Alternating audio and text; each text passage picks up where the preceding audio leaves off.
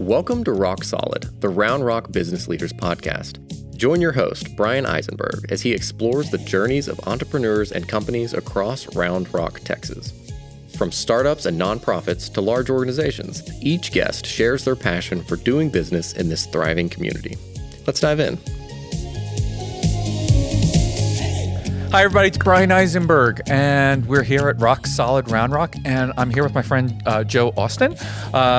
And some people affectionately call you Coach Joe. So, welcome. Yeah. Thank you. Really excited to get to be on the show. I have a wide range of questions I want to ask you today because you've got a very diverse background. Of course, you know, your football background, and we're in the middle of Texas, so of course people are excited about the football stuff. You've got this entrepreneur and business coaching background. But I kind of want to tie it all together, and just a quick question for you. Okay. So I know you've coached in numerous places. You've come into different programs and stuff like that, and then you took over a program and you ended up winning a championship. And now you're going into businesses and you're looking what they're doing. So I'm wondering, what's the common flaws you see in all of these playbooks when you go in there? The common flaws: a lack of systems and processes. And when you talk about athletics and college football, you're not really thinking systems and processes, but that's all that it is. Okay. There's a system for recruiting. There's a system for retention. There's a system for practicing. There's a system for travel. I mean, everything is systems and processes. If you don't have those systems and processes in place, the team's going to struggle, something's going to break down. Same thing with businesses. If they lack the systems and processes that they need, again, you're going to have major disconnects and things are going to go wonky and sideways in a hurry. Well, it's funny because, you know, you'd think, you know, when you think football team, whether it's a high school team or a college team, or we won't go into youth teams, but you imagine they have a playbook, right? There's certain plays, and I think this is probably the similar misconception that a lot of business owners have, right? And this is kind of almost like what we talk about in the book, The E-Myth, right? Michael Gerber. Yes. We're so skilled at the skill that we forget about all the systems that are around the skill that make us work. So I may be the best baker and make, great cookies. Yeah. I may be a great football player, but it's everything else around it that supports the actual success of the program. And to that point, in both athletics and in business, people that are good performing in it end up being the coaches and the owners. You know, Wayne Gretzky was not a great hockey coach. Mm-hmm. Best hockey player ever. Larry Bird did pretty well. Michael Jordan didn't do very well. So again, being amazing on the field doesn't make you a great coach. And again, I'm not knocking those guys. But again, a lot of my clients, electricians that were great master electricians, they end up owning the business. Great mechanics, now they own the business. So you've got to have those systems and processes. Just being proficient on your own doesn't guarantee success when you become the boss. What's that magic light bulb moment for them when they realize, this system's not working for me. I'm struggling. I don't know. My record's 0-8. Like, what's going on? There's no magic time. A lot of it's personality driven. Mm-hmm. How open are you to receiving feedback, and how open are you to look at things? Do you do after action reviews? Whether you're a football team or a business, you run a campaign, you run a season, you got to do an after action review. So it all depends on, in my experience, how open the athlete, the coach, the employee, the business owner, whatever their role is. Are you teachable? Yeah. Are you teachable? Are you coachable? Yep. Are you coachable? So, I mean, and even now as I talk to potential clients, I'm trying to gauge how coachable they are. Mm-hmm. Because I want them to be successful. And if we're going to work together, I just need to know that I'm not ever dictating, saying 100%, you must do this or else. It's their business, but I want them to have a heart and a mind to learn and expand and be coachable to growth. Rock Solid is produced and recorded at Round Rock Studio. Located right here in Round Rock, our state-of-the-art studio is built for podcasters and creatives alike. We offer multiple professionally designed podcast sets, top-notch recording gear, and a full photography studio ready for any project. Whether you're launching a new podcast or upgrading your existing one, we can help with multi-camera recording, editing, and everything you need for success. Record with us at Round Rock Studio, your local podcasting partner. So when we think about growth, it's very easy to see so many entrepreneurs and business owners think, okay, I'll just spend some money on marketing. Yeah. And I think you've alluded to the fact that that's usually not the first thing that they need to do in order to get their house in order and see some growth. When I'm approaching a business, there's usually 12 key strategies that we start with. None of them are ad spend. If you don't have a market dominating position, most people call it a unique selling proposition. I think market dominating position takes it a little bit deeper. Mm-hmm. If you don't solve the problems of your potential customers in a way that no one else does, you're that duck, right? Everything's just going crazy underwater and nothing's happening above water. So you have to have that. You have to make compelling offers. You have to be able to sell upsells, downsells, cross sells. You have to have good drip campaigns. And so there's just a variety of things. Before we go and increase ad spends, there are a lot of systems and processes to get in place. Referrals are free, right? Mm-hmm. So let's get some referral systems in place. Yep. Let's get those testimonials streaming. And so yes, there's all kinds of systems and then tactics to support those systems that we're going to look at before we just say, let's up Facebook, let's up Google. Those can be great tactics for marketing as well, but they're not the first thing we're going to go to. I mean, I know you've worked across a wide variety of clients. What tends to be the system that you find is most broken most often? Well, I don't want to hang out to dry all my clients, but I'm going to tell you that almost every client that I work with does not have that true market dominating position when we start. Yep. They tend to tell you the things that they think are cool about their business. Yep. The features. Features don't really sell, the benefits sell. Or they'll tell you a bunch of jargon.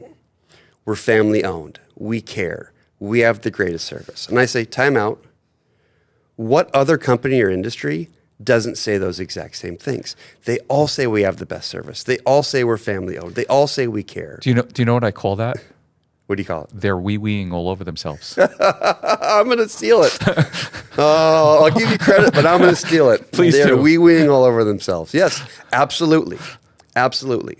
And some clients, it's really hard to get them away from that. And to get them to understand, you need to look at this from the perspective of your customers. Mm-hmm. What's in it for them to buy? Not what you think is cool about your business. What's in it for them? And again, to correlate this back to athletics, it's the exact same in recruiting. Mm-hmm. If I went in and sat in the living room and told the player and the parents and the family what I think is cool about the school I worked for, not nearly as effective as telling them the benefits that they will receive by matriculating to that university.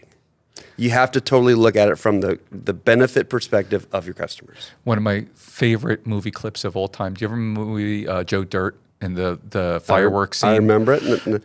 Not in super detail, but I can follow you. It's the fireworks scene, and David Spade comes up to the guy and he says, "Okay, well, do you have this kind of firework, and do you have that kind of firework, and this kind of firework? Maybe Brett will have to kind of insert some of this, so I don't have to look so terrible. I don't remember all the lines, but it's on YouTube somewhere. Oh, it's definitely on YouTube somewhere.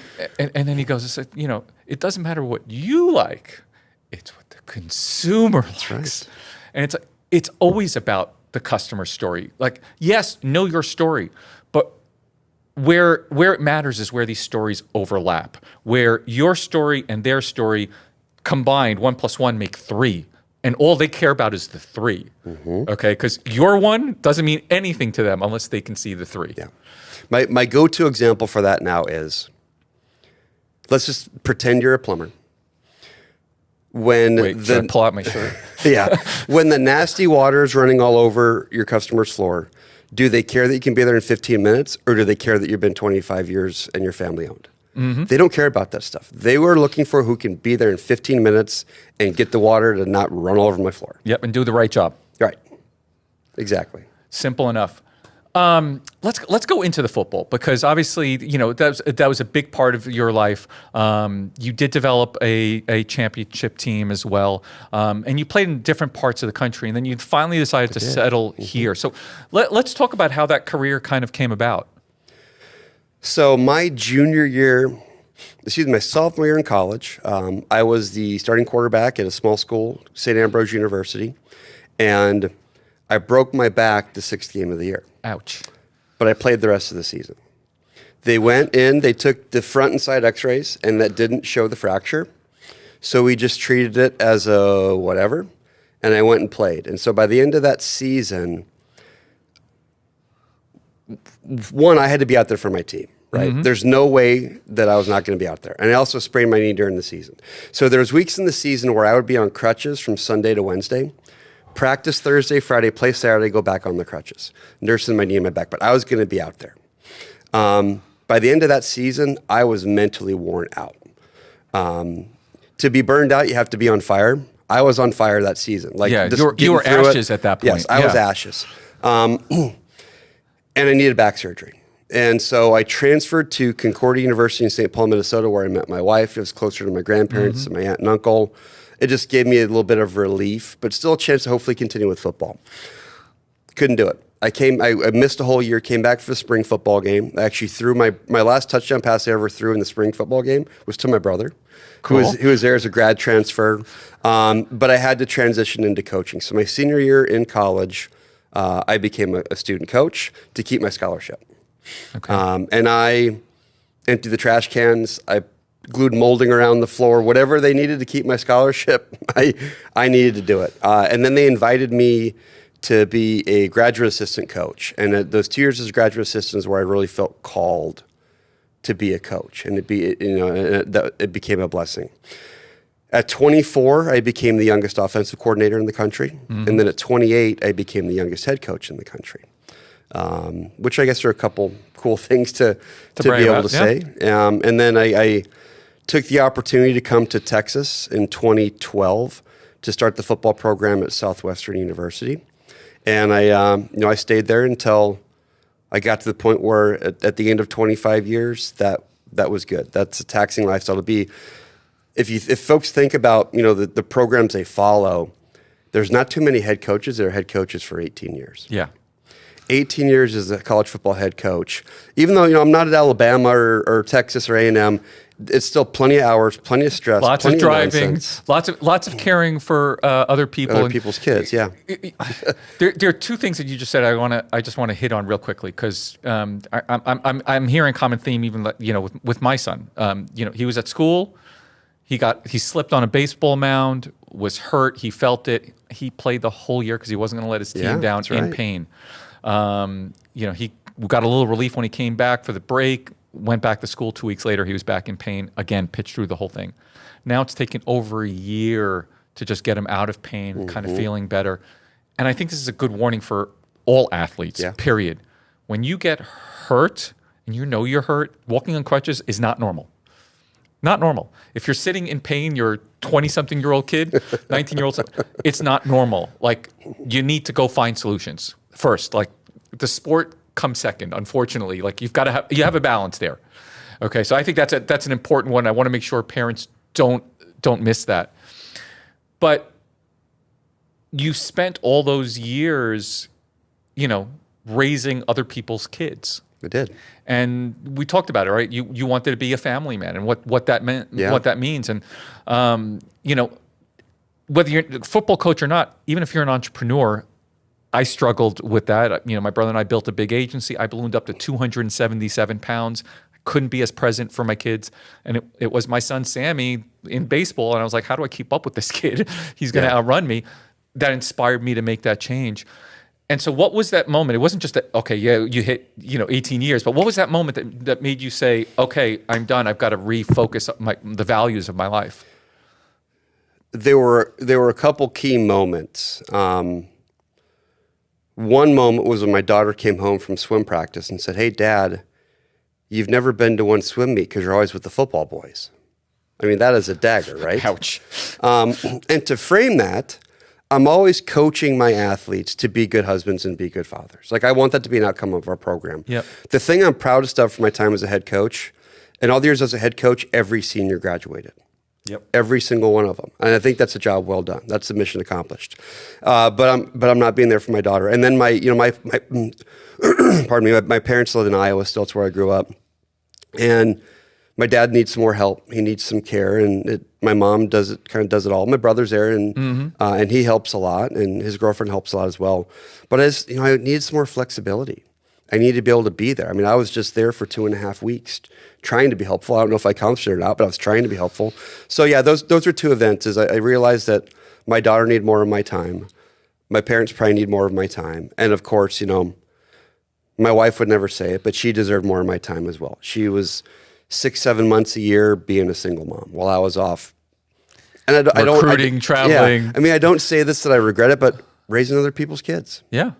And, putting my coaching staff ahead of her and putting administrations ahead of my parents, right? Those priorities are out of whack. And it sounds like I'm talking people out of doing this. Coaching college football is a young man's game, right? Yeah. And there's a reason people are head coaches at 1 or 2 schools, and then they're done, right? They're flamed out and they're done. The value of being present, whether it's for your family or even in your business, is so important. I mean, I know, the thing I loved about being an entrepreneur later on, once I learned my lesson with young Sammy, was that to see him through his baseball career, I got to pretty much go to every practice, take him to the gym all the time, work out with him, play catch with him, right? See almost all his games, with a few exceptions when I was traveling for an event or something like that and speaking and stuff like that. So being present, but I kind of want to bring this full circle. It's really hard to be present if you don't have the systems in place. Dude, yeah, man. That's exactly it. Yeah, it all comes back to systems and processes. Yeah, and it's funny because I'm not a systems and process guy, but I had an early mentor, early coach, who gave me this one line that sticks with me. You could steal this one too. Okay. That I am temporarily motivated to be permanently lazy. I like that one too. And if I don't want to have to do everything, I've got to have the systems in place so someone else can do it. Yes. You can't have growth unless that happens in a business. No, I think you're right on. I mean, you're looking to me to add that, but I mean, you nailed it. I mean, that is exactly it. Well said. So you decided to settle into the Williamson County area. You live in Georgetown. I know obviously, after coaching there, what made you stick? Because obviously, you've got family in Iowa, but you decided to stick here. What was the reasoning? Well, my name's Austin, so I fit in okay. Yeah, it's true. Yeah. When I try to fly home, it's like, who's on first? Yeah. Austin going to Austin. You have to explain it to them. We love the area. It didn't take a lot of arm twisting to get us to move to Texas. This is where we had vacationed before we had moved here. Okay. So yeah, we're here. But my wife is the CEO of the Court-Appointed Special Advocates of Williamson County. They advocate for abused and neglected children in the criminal justice system. One of their advocates is appointed by the judge in the case, and all they do is they monitor, observe, and report back on what is best for the child. So the state's got their attorneys. The parents probably have their attorneys. This is just someone appointed by the court just to watch out for the needs of the kid. Awesome. And so we, the Austin family, just believe in this mission and the great work that they're doing. And I don't see my wife wanting to move and do anything else. So we're going to be somewhere in Williamson County for the foreseeable future because that's our community, that's our home, that's a community that we serve. What are some of the things? I mean, you have a younger daughter now, also starting to be an athlete. May be elite, may not be elite. I don't think it matters at her age. No. What are some of the things that you love about the community that you guys get to do together? Well, we've been, with my job as the head football coach in Southwestern, it's easy to get plugged in, right? People want to talk to the football coach. And she has an important job, and so she's very active in the community, both in outreach and fundraising. So I feel like since we got here, we've been pretty well plugged into the community. And for two folks, Marissa and I are both introverted enough where we just as soon sit on the couch and watch a TV show, but we get out there and we still, so we've been pretty plugged into the community. And I just think overall, just the community spirit in Georgetown, and of course it's changed size-wise even in the 13, 14 years we've been here, but still there's so much community spirit, and it's a community that helps they step up and they help nonprofits and they support college football teams. And it just, the community just really endeared itself to us that we just, I guess I can't pinpoint as well as you'd like me to, but we really appreciate it and want to do our part to support it. For those parents who are listening, you are now a sports parent, not a coach anymore. I am the dream sports parent for coaches because I know what's up. Okay. What's the biggest word of wisdom you can give them from being, a successful college coach to being a dad of a young athlete? Parents need to stop throwing roadblocks in front of their kids. Okay. They make it hard on them. It can be with excessive negativity, excessive critique, getting in the way of the coaching they're receiving, which generally costs them opportunities. We asked every high school coach, how's the mom and dad? Do we want them in the stands? And if they're yelling and being belligerent and being idiots to you, do you think we want that for 4 years? No. Yeah, I've heard the same thing in with college baseball coaches. It's the same thing. So parents, hear that again. Please repeat it for them. Stop being here. Let me look. Okay. Stop ruining things for your kids. Sit there and be quiet. If you're yelling at coaches, college coaches aren't going to want your kid. Fact. It's just that simple. It's just that simple. Support everyone, because at the end of the day, we're here to support the community, whether it's an opposing team or not. The kids are kids. Yeah. Let them enjoy it. Have fun. Yes, it gets a little more competitive as you get a little older, but yeah, just have fun. Yeah. Your kid's little league coach might not be the best ever, so take him out on Saturday and add to that level of instruction. But if you're getting on any of the coaches, especially if they're volunteering, you are wrong. You are in the wrong. So yes, first of all, I'm not a swim expert. I can swim, but I'm not a swim coach. So even if I knew a lot, even if my daughter was playing football, the football coaches wouldn't have to worry about hearing a thing from me, even though I could guarantee I probably have more expertise than them. Yep. All I would do would be a resource and helpful if they asked me. Otherwise, I'm going to appreciate all the time and effort that they're putting in. I think that's the key thing, appreciating the time and effort that others put in, because that's what makes a great community. Yeah. There is a true shortage of officials in almost every sport at every level. Yep. No one wants to deal with parents anymore. Why would you want to? The $30 paycheck you get for the game, that's not worth it. So parents need to stop ruining sports. I'm with you. So if we had to develop a system for that, what would that look like? I'm probably, tape three strikes and you're out. I mean, anybody can have a bad day. Yeah. None of us want to be judged by our worst day. You show up, you've had a bad day, you say something you regret, got it. Twice now there's a pattern. 3 times, drop your kid off and stay in the parking lot. Yeah, I mean, that's my system. Probably the one time I got upset when my son was young playing basketball, and of course, he must have been like 7 or 8 years old. It's supposed to be no contact. They ends up with a bloody nose, and they didn't call the foul. Yeah, I was a little upset. Understandable. Yep. But yes, you sit back, you enjoy. Yeah, that's right. Yeah, parents just think they have this entitlement mindset. I'm entitled to yell and scream, and I'm entitled to critique. No, you're not. You're paying for your kid to get to participate.